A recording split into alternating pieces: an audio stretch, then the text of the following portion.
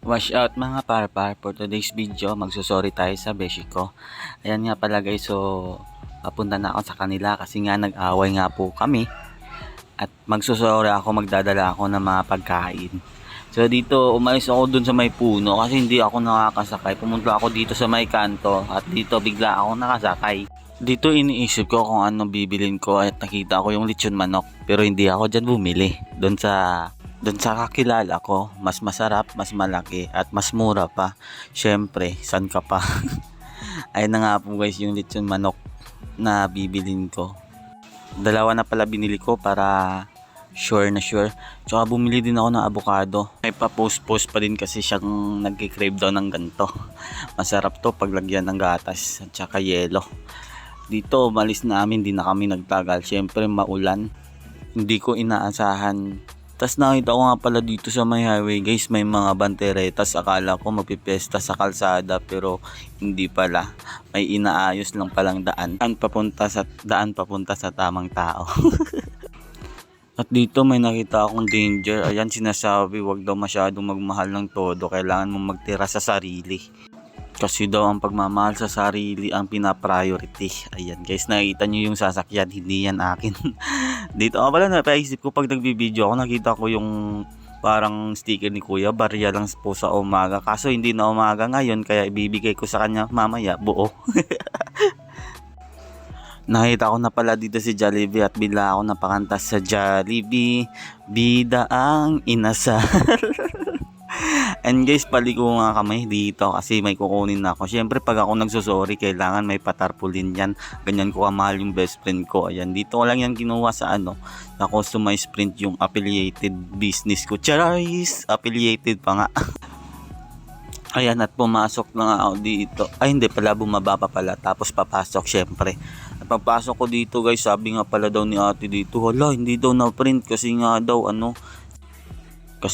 ulan.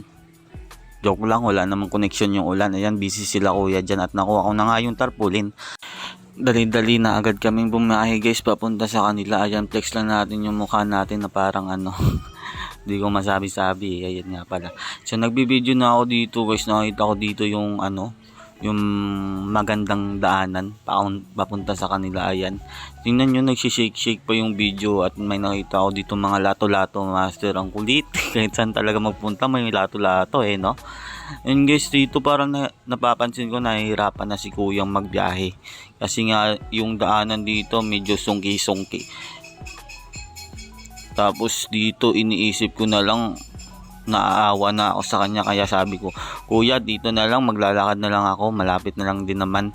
Ayan guys, bababa na ako dito. Ayan guys, na-remember nyo yung sabi ko, hindi na barya yung bibigay ko kasi hapon na so binigay ko dyan sa kanya sa 100. Natuwa naman siya, sabi ko okay na ba yan? Sabi niya all goods na all goods. Ayan, naglalakad na ako dito papunta sa best friend ko guys, malapit na din naman Joke lang, medyo malayo pa pala konti.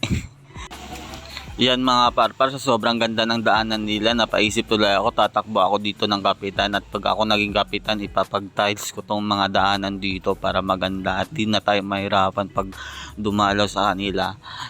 At nga mga parpar, nakarating na ako sa kanila, papasok na ako, hindi na ako tao po, kasi sabi daw nila pwede na ako pumasok agad-agad Nung nakaraan, sinabi nila wag na daw ako magganon kasi feel at home daw ako dito. Ayan.